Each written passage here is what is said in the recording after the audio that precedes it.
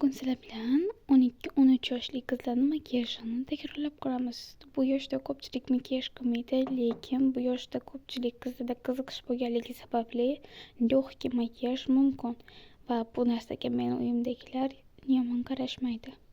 Birinchi o'rinda shu Selix brendi narsalar bilan yuzimizni увлажнять qilamiz. Bu yerda toner va увлажнять krem. Ikkinchi bo'lib, конечно же, SPF. Увлажнайтdan keyin men SPF ishlataman. Aytgancha, bu ishlatayotgan увлажнать kremlarimda oldin men penka ishlatganman. Va penka ham uhud uchun zarur. Yuzni poralarini chuqur tozalab, chorniy tochkalarni oldini olish uchun penka juda ham zarur narsa.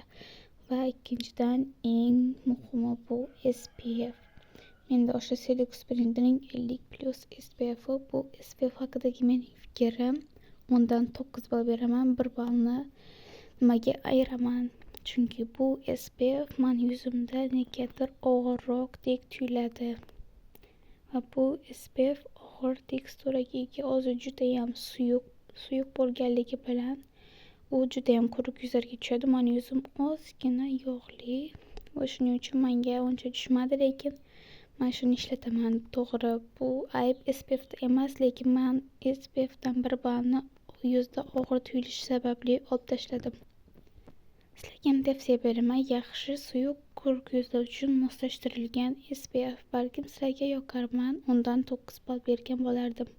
Menda hali rumyona yo'q, shuning uchun shu eski ozgina qolgan pomadadan foydalanaman. Buni rangi meni rumyonamga juda ham ideal tushadi, juda ham pushti emas, juda ham qizil emas va mening yuzimga juda ham ideal tushadigan rang shu. Bu 03-ottенок pomadasi. Bu pomadaga men 10 dan 10 bergan bo'lardim, chunki juda ham zo'r. Mana labimga ham, yuzimga ham rangi juda ham mos tushgan. Shu bilan birgalikda barakali. Aytgancha, bu yerda reklama ketmayapti. Bular reklama emas, shunchaki o'zim ishlatadigan narsalarni sizlarga birgalikda o'zini sifati va shu narsalar haqida sizlarga ozgina ma'lumot berib ketishni xohladim.